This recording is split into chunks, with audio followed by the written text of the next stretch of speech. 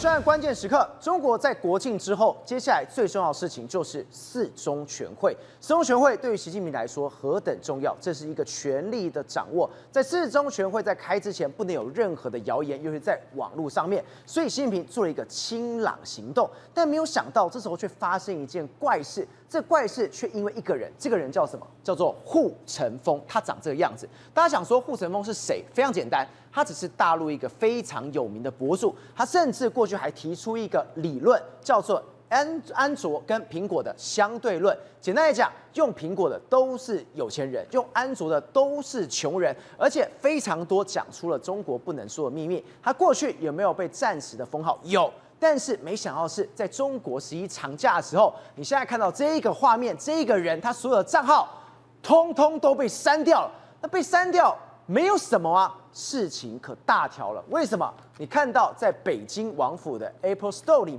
面，这一只的 iPhone 手机的封面，竟然都换成了护城风的照片。那你说只有北京吗？没有，你看到陈峰已经攻占美东了，等于是只要有 iPhone 手机的照片，通通都换成护城风的照片，这让习近平始料未及，不就是一个封号吗？不就是把他的账号整个都删掉吗？怎么现在竟然旋起一个护城风的海啸？而这个海啸是习近平现在最害怕的事情。所以果真，我们这样一路看下来，也太奇怪了。现在护城风不就是一个删掉这个账号吗？删掉这个相关的一个言论吗？怎么会掀起这个海啸？这海啸更可怕的是什么？他现在扑向了习近平，他现在怎么样？他把习近平给吃掉了。你知道今年中国国庆最热门的一个词叫什么吗？叫护城风。护城风。中国四中全会即将要开的是中国权力最高的会议之中最流行词也是护城风。大家都在谈护城风到底是什么？护城风其实就是一个中国的小网红，但是他9月20号的话，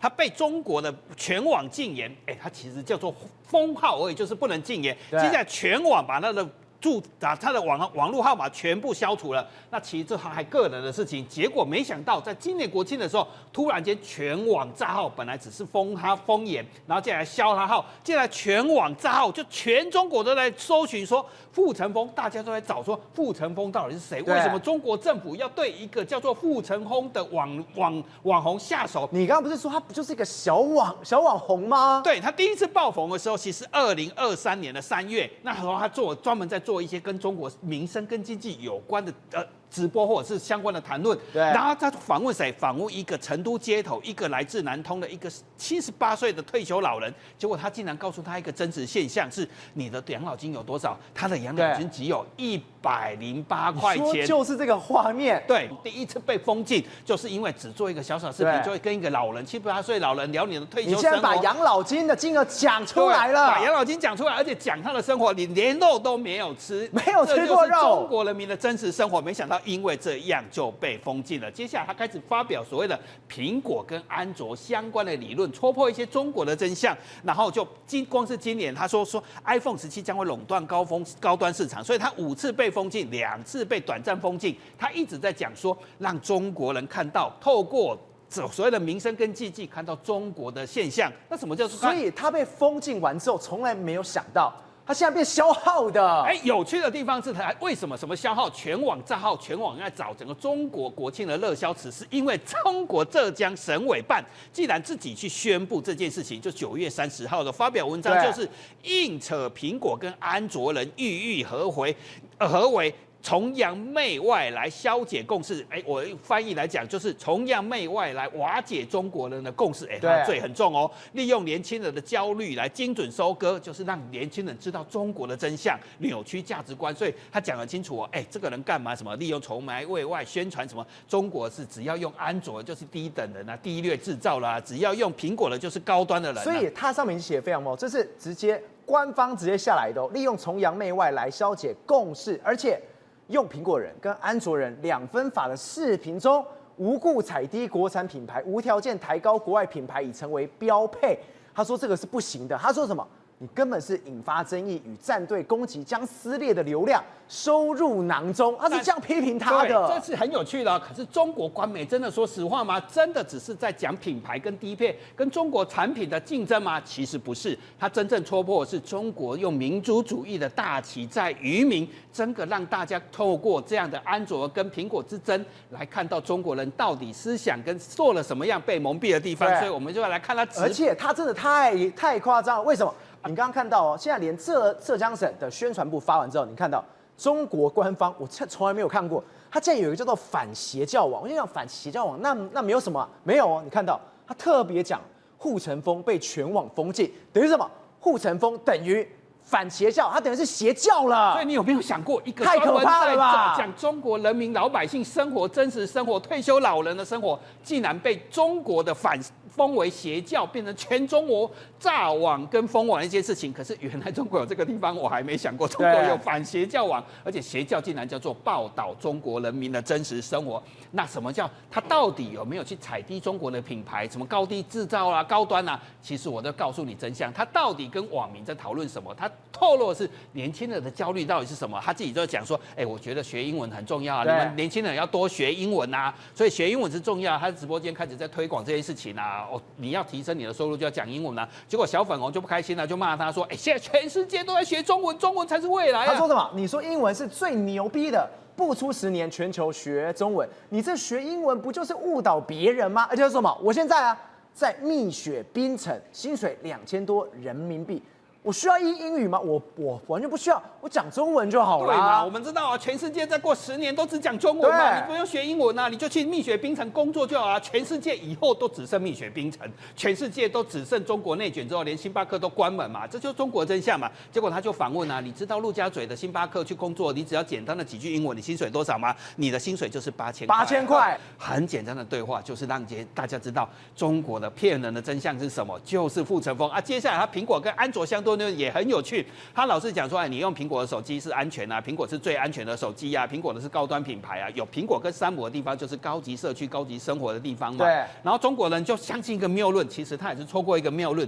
我跟你说，你如果用苹果的手机其实是会被监控的。苹果手机是有安全疑虑的，因为老美都会窃听。老美会窃听的。原来有这个真相，我们在台湾都不知道。原来中国人都相信，为什么要用安卓？是因为没有什么低劣跟高端，是因为老美会躲在苹果手机偷偷窃听你，所以他就反问你问题，你知道吗？老美那个窃听，假设真的有人窃听的话，老美人家平均工资是多少？他会闲着偷听你吗？他的工资是2天的工资比你1个月还低啊！窃听你，他讲这么酸的，2天的工资比你1个月都还要多。他窃听你，我还是傻了。他窃听你干嘛？苹果手机为什么要偷你的资料？他窃听你都要被追责，在欧美国家偷听苹果手机给泄露客户的资料跟使用者的资料是会被问责了，是要偷蜜雪冰城的配方吗？超级酸，他就在蜜雪冰城里面工作，所以没有什么高端踩低端的问题。其实他只是用经济跟民生的方法，让大家知道中国人过了真实的生活是什么。没想到11国庆的时候，习近平很怕大家知道你到底生活在什么事情，你领的是2000嘛？不过倒是护城风被封禁，可是中国的自己的官媒都变成高级护城风，真的假的？有趣的，他都用正向的方式来描述今年国庆的生活，也让中国人看到自己的生活是怎样。你看哦，南方都市报10月1号报道一件事情，是精准的有趣故事，叫做顺德人民攻占了白宫。我听起来好像蛮有趣的嘛，什么顺德人民攻占白宫？因为他们放的是史上最长的连假之一嘛，比过年差不多。结果最火红的景点竟然是顺德区的政府的办公室，就是这里，长得像白宫嘛，确实有点像嘛。对。那为什么过这次连假的时候大家抢进白宫？因为他公布了菜谱，他每天12点的时候就开始在供应，然后到12点30分不到的时候，1500份的简餐全部都卖掉。哇，这个很好吃吗？很好吃啊，不是很好吃，是很便宜，20块。所以整个报道下来是在告诉什么事情？广东顺德，我告诉你，佛山这个地方经济体是相当不错的，它在顺德这个地方，它其实是发达省份，结果当地1500个人一早就去抢20块的套餐。我根本不是去看白宫，我是抢20块的餐点。对，这就是南方都市报官媒在报道真实的生活，这跟傅成峰不是很像吗？再来，福建日报跟湖北日报也报道了各地所谓的攻占白宫运动。那湖北日报报道是赤壁之战，它的政府食堂也是主打18块的套餐，18块有赤壁关刀鱼、小炒牛肉，还有蒸藕、莲藕啊，当地很多莲藕嘛，10道特色菜可自选3荤2素，而且还汤品免费吃，只要18块。而且还有什么赤壁的青砖茶、中秋月饼、矿泉水，我告诉你，只要18块，所以抢破头，你知道吗？这全都是人，都满满的。对，满满的是今年湖北省的热门观光景点，大家都去抢18块的套餐，结果福建日报跟湖北日报也变成了护城风嘛，这就是中国真实的现象嘛，所以他们就很心酸的道出一件事情是什么？中国为什么餐厅倒这么多？今年中国大概有3000万的餐厅，去年大概倒了300万的餐厅，对，为什么倒？是因为连公家食堂都出来抢生意啊，赔钱在抢生意啊。如果连公家都用20块跟18块在打内卷战争，你要将那些民间机构怎么活得了？对，所以真实的现象是什么？我来告诉你，10天连假竟然在浙江有鞋厂老板跟员工说，你们不要放什么8天10天的连假，你们就是2天，你不要跟我那边唧唧歪歪了。你们不是公务员的，其实他不知道公务员其实正在卖套餐。你们不是公务员命，你们不是骡马，你们是牛马，所以好好干牛马的生活。他说什么？是牛马就要好好的给我耕田。你们听到了没有？哇，现在也太惨了吧！对，浙江鞋厂跟你说，给你2天假算不错了。这个画面是什么？他们直接在路上搭帐篷，连饭店、连旅社都没办法睡，大马路上不是饭店跟旅社推出什么服务，你知道吗？推出你可以在饭店的大厅 lobby 直接做什么？直接露营，收80块到10块。如果你没钱80块，你直接在街头露营，所以你就直接在街头安营搭寨啊！你要上厕所怎么办？对，就没地方嘛。所以公厕就睡在这个厕所。对，没错，公厕跟厕所就挤满了人。其实整个中国报道，其实护城风们到处都是嘛。所以我出门去，我没有地方可以睡，我就直接睡在厕所里面。就为了要省钱，没有关系啊，你80块100块就可以游泰山，也蛮不错啊。上厕所去哪里上厕所？去公家厕所、公共厕所啊。再来去哪里抢套餐？18块的泰山套餐嘛。对，我相信除了赤壁之战跟攻占白宫，泰山一定有，只是我们没有把它一一讲出来。所以这就是中国生活的面向。所以这一年的国庆，这一次的世中全会。最大的是有什么事情？就是傅成峰变成是一个图像、一个符号，大家都是担心是这中共的统治其实才是压垮骆驼的一根最后一稻草。我们一个看你看到在北京这里有傅成峰的照片，我想说在北京那也就算了，在东京新宿也沦陷了。一样的是，只要是苹果专卖店、苹果手机就会出现傅成峰。对，再来雪梨，澳洲，雪梨也有，雪梨的也出现哦。再来纽约，到了纽约，傅成峰竟然已经红到纽约，成峰已经进公告到美东了。苹果手机都有，其实已经藏在途中了。这个是整个苹果，如果你开计划，苹果重要人士也有傅成峰了哦。这代表什么？现在连巴黎都有，其实我们没有时间把它弄出来，巴黎也出现了嘛。可是它就是一个重要符号。什么叫做安卓跟苹果相对论？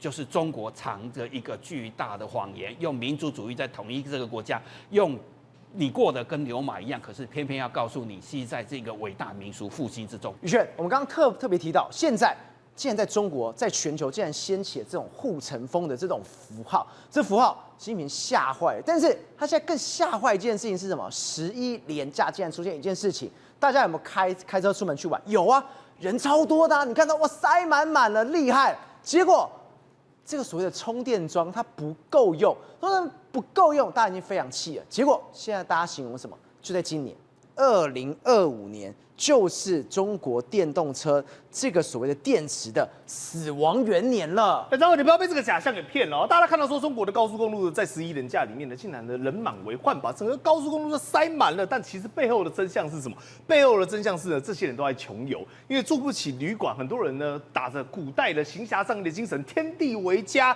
我干脆路边一停就睡了。真的假的？我还以为是大家出门去玩呢。当然不是。在第二件事情，为什么会塞车呢？因为大家都买电动车。哦，那这个电动车变成是国家的政策，你每个人呢皮包有多少钱，管你5成，管你9成，通通给我掏出来买电动车。所以呢，导致说所有的高速公路都是被这些电动车给塞爆了。但电动车会有一个问题啊，一旦发生塞车的时候，它不比油车啊，它呢每1分、每1秒、每1个小时都在耗电。所以你看哦，很多人最后面呢停着呢，索性就别动了。你知道是别动什么意思吗？没电啦。那没电了怎么干？这只能手推车啊！所以你看，很多人都出现这种状况。这也太惨了吧！一台推着一台，一台推着一台，而且刚好又遇到你刚刚讲的哈，这是中国电动车崛起到现在为止哦，大概是10年。原本10年应该是要办周年庆，但不是。2024年为止，中国新能源车保有车辆了3140万辆，有够多，渗透率50%哦。那现在大家有个问题啊。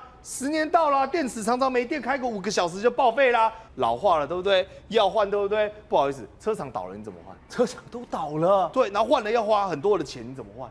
对不对？就是我们讲的根本不付成本啊。但是还有更可怕的场景，可怕的场景在哪里呢？塞车，对不对？那总要解决方案。对，解决方案要怎么解决呢？去到了休息站，那休息站有停车的地方啊，有充电车方啊，来。连假期间高速公路车流量6200万辆，我们刚才不是讲说电动车4300万辆吗？它6200万辆，其中电动车占了1250万辆，较去年增长。就你知道休息站根本都没油车，全部都电动车，你知道在干嘛吗？他排队充电的，来抢充电桩，而且还要他们在抢的。对，而且你知道吗？甚至还有广播。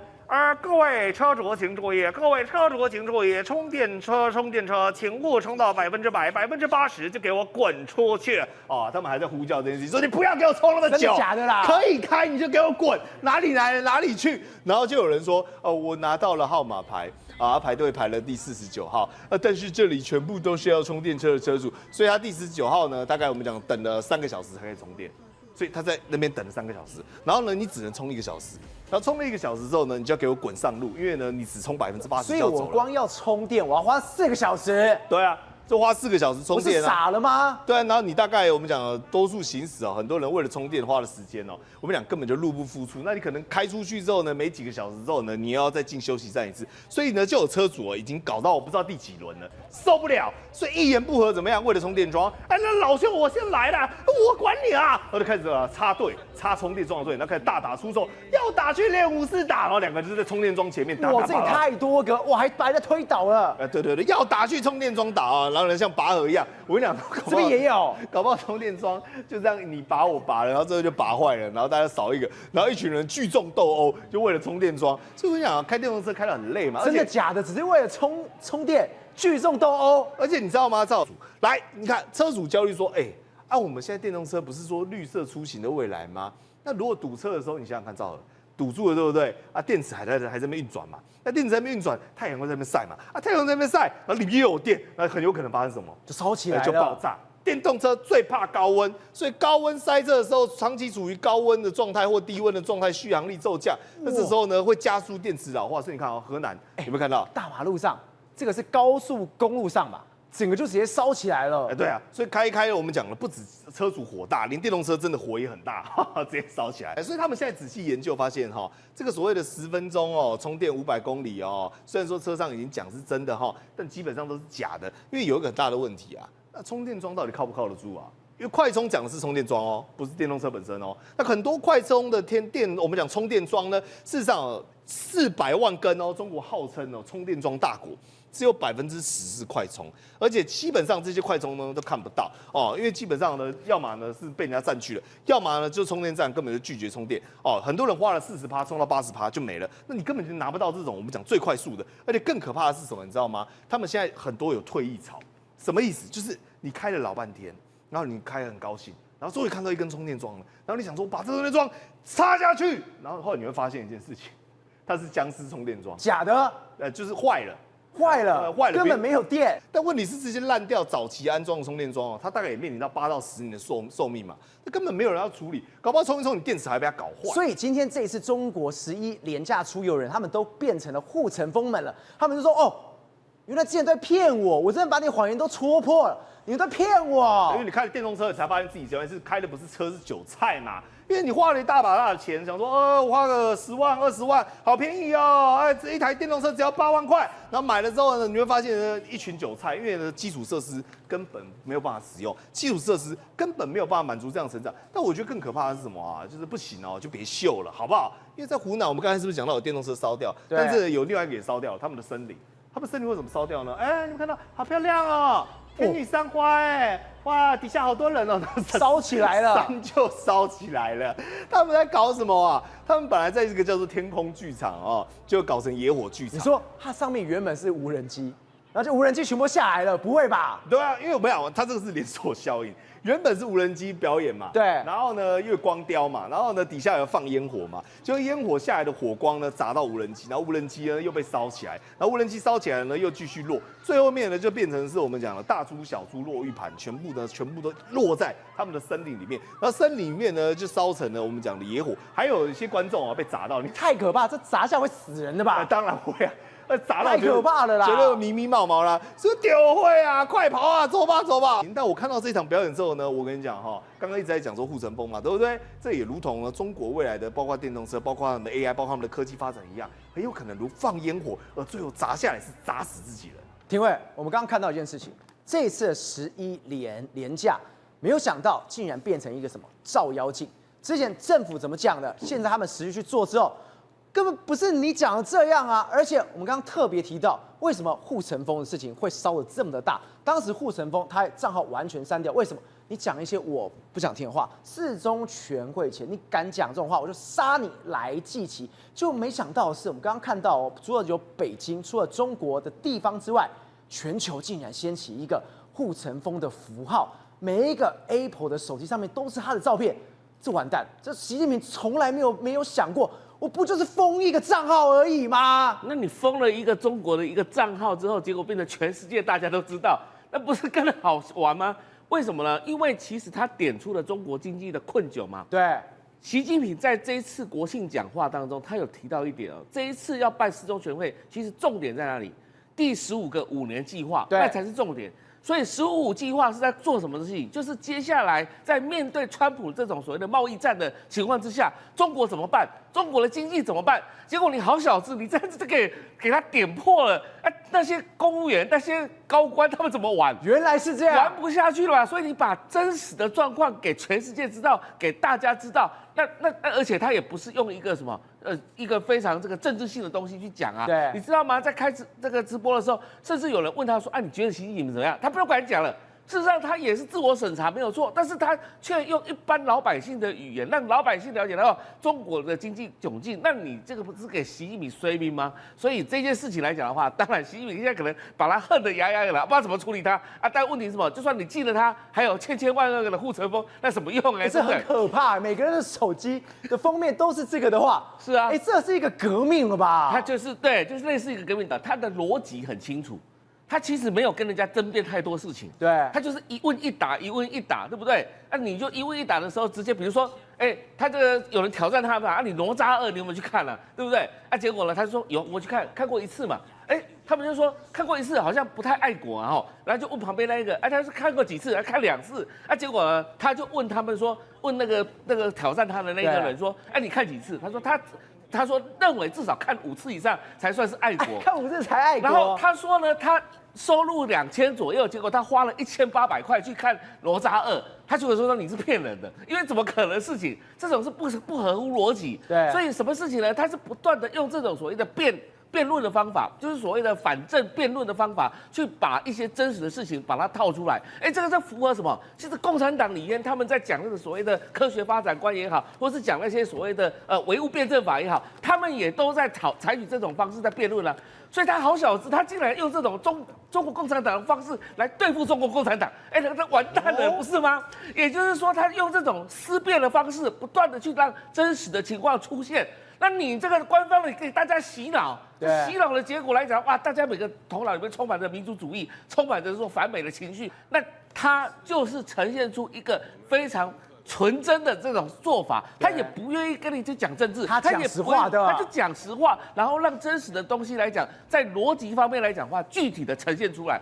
所以，那这时候当然官媒最害怕他啦。所以呢，这时候官媒你说你要跟他辩论是什么，你要封杀他什么东西也没办法，他就直接说什么他是邪教了。对啊，为什么叫邪教？因为真实的东西，中国共产党认为就是邪教。所以你看到为什么很多事情来讲，像最近来讲什么丁朦胧的这个事，于朦胧这个事情，大家要的也是一个真相。同样的哦，你看到同时间在发生这些事情，代表说中国内部来讲，很多老百姓都发现到，不对。好像我接受的讯息跟这个真实的状况不一样，好像是有落差的哦。那这个落差来讲的话，就涉及到民众有没有去觉醒的。那像他来讲的话，他是1998年出生的嘛，所以呢，他是非常年轻的，等于说不只是90后、2000后的，现在来中国年轻人来讲的话，或许未来可能改变中国，就要靠这些年轻人。如果是中国共产党现在还不断的比如说计划型经济啊、15计划啊，还在这样的一个荼毒或者是什么这个麻醉这些中国老百姓了，说经济好像很好的样子啊，事实上都会被这些年轻人一个一个都把他揪出来。那这样子的话，中国或许还有希望，但是呢，现在全世界来讲的话，是不是要声援它？是不是要让整个具体的东西更加呈现了？所以呢，现在真的习近平应该是抓了一弹。瑞德哥，我们刚刚讲现在中国除了刚刚讲的护城风事情之外，最近中国媒体一直在报道一件事情，我拍到了，我的卫星拍到了，我拍到什么？你美国的核潜舰竟然出现在南海，结果现在被形容是什么？你四中全会你要开了，我就是给你拍，我就是开到南海去，我就是要吓你的，我就是要恐吓你的。那么，请问一下，南海这么大，2海2级的这个潜艇呢，就算浮上来，那么在偌大的南海里面是怎么让你拍到这个？等于说真的让他拍到了。对，我问你怎么拍到的嘛？那中共当然会认为说，哇，我们好厉害，我们卫星啊，商用卫星就拍到。但你怎么不反过来想呢？是美国人故意让你拍到这个2海2级的潜艇的嘛？对，我问你啊，潜艇事实上它浮上来的时候，是它最危险的地方、最脆弱的时候啊。因为你的驱逐舰啊，什么东西一旦锁定它的话，开了什么玩笑，潜艇就 GG 了嘛。那它为什么特别浮上来？请问一下，核潜艇有必要浮上来吗？没有必要嘛。它要不是柴油潜艇要换气要干嘛的，没有必要。所以事实上呢，那么美国的这个相关的核子潜艇，它浮上来，当然有它的军事用途、军事目标，它就在南海上面巡航给你看。对，它完全不怕，它怎么会怕呢？各位不要小看它那个154枚的这个战斧巡弋飞弹呢。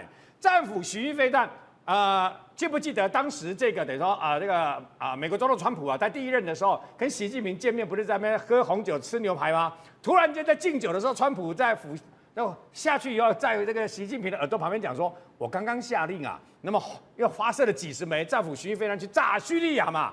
如果是战斧巡弋飞弹单纯的炸下去的话呢，事实上还无所谓。但请问一下，如果是这些相关的飞弹里面呢有放核子弹头，那是什么意思啊？那我一艘核子潜艇携带核子弹头在南海，你知道南海是什么吗？对，南海的三亚，也就是海南岛。”是中共最重要的南海舰队潜艇的最重要的基地在那个地方嘛？我们台湾委也因应这个基地在那个地方，所以66架 F-16V 也放在台东的制航基地，就为了对付它这个所谓的南海的这个相关的基地嘛。对。那美国现在把潜舰直接浮上来给你看，他就告诉你。你旁边不是弄了很多岛吗？对，你不是弄了好多雷达站各式各样的那个反舰反攻飞弹吗？然后你的大本营要在这里，我就浮起来。我可以浮起来，就表示我也可以唱追迷唱下去。我可以有一艘，我就可以有2艘、3艘。这一艘是属于第7舰队的嘛？对。然后呢，他不在太平洋，却跑来南海浮上来给你拍，那你还不知道他是什么用意呢吗？我就是秀的，他在秀肌肉给你看，说我就有本事在这个地方。我高兴让你拍的时候，你知道我在这儿。我如果不让你拍的话呢，我就在世界各国，你完全不知道我是在什么地方。这就是潜水艇的可贵嘛，所以你就知道美国在秀肌肉。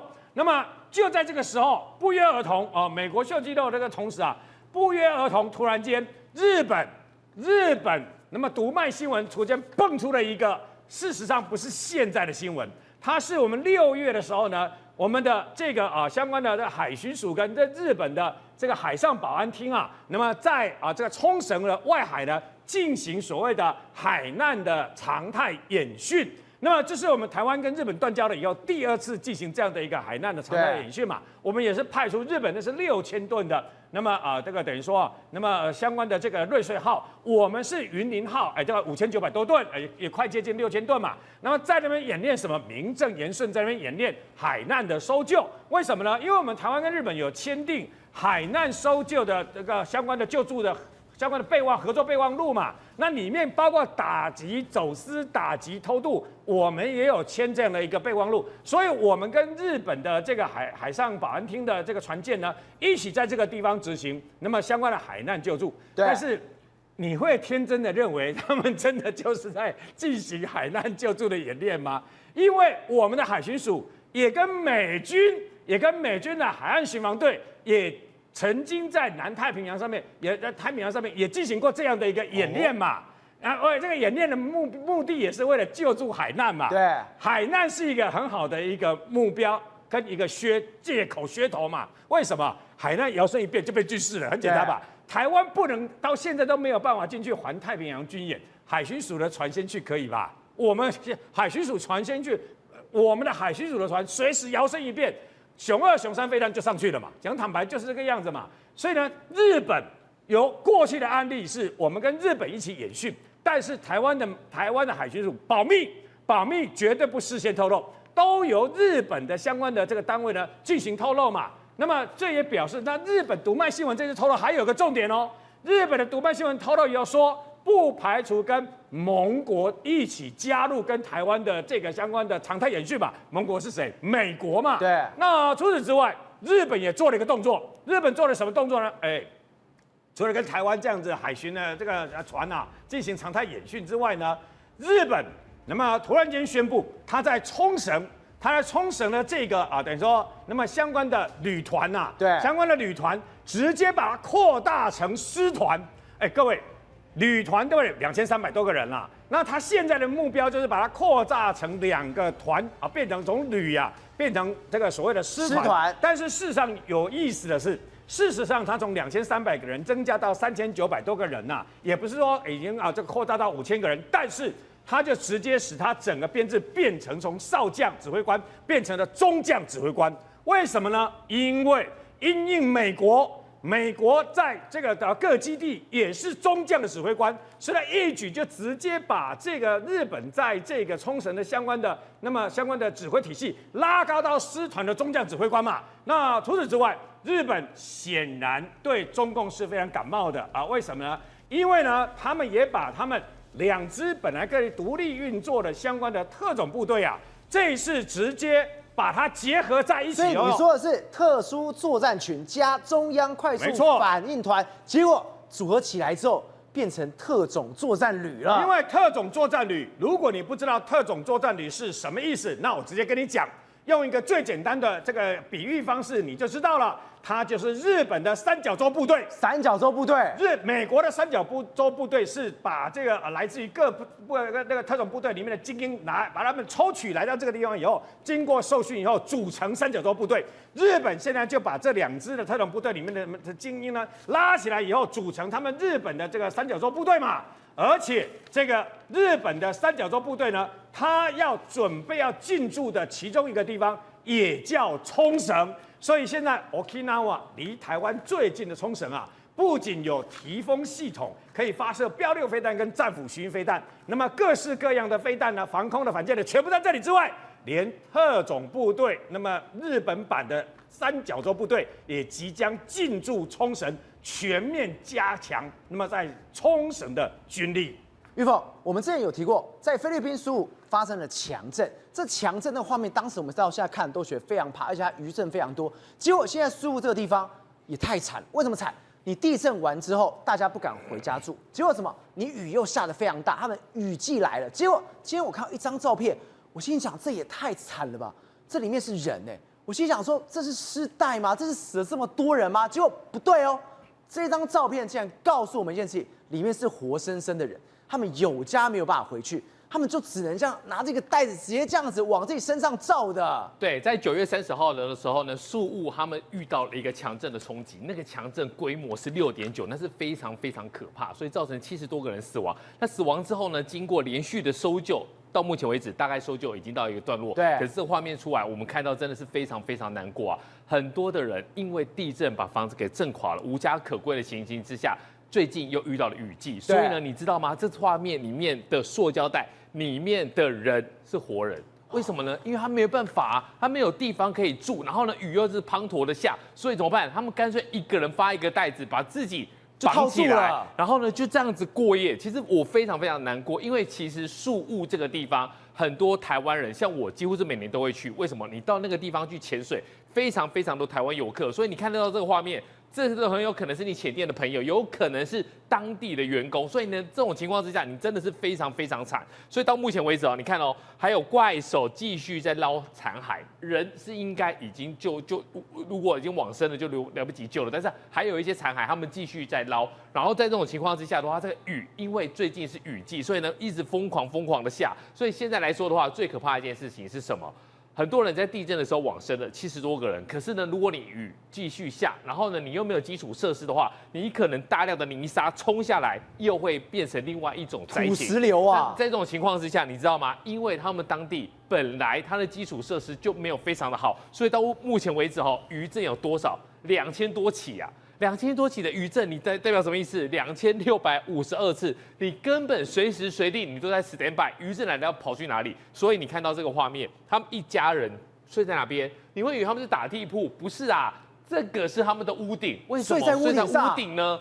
不是在下雨吗？那为什么要睡在屋顶？因为1楼里面都还是泥水，都还是淤积的这些脏污，所以呢，你没办法回到家里面，所以大家只能够爬到1楼的屋顶上面去睡觉，那真的是非常的惨啊！那你说，现在因为地震的关系，一定有很多的人是受伤嘛？那受伤的人要到哪里去？我告诉你，就2条路。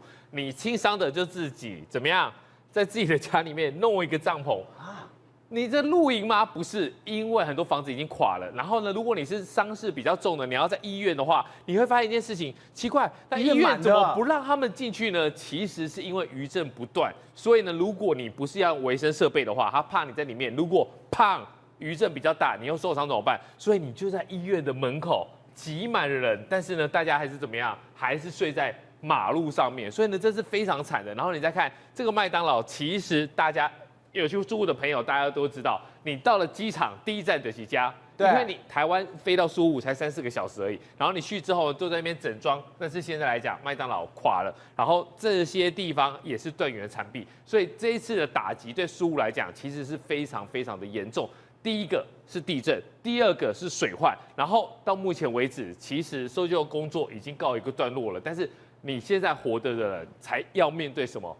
最新的挑战。当大家看到这种情况之后，等到雨季结束了，你敢去潜水吗？如果没有去潜水的话，那当地的经济可能也会 shut down。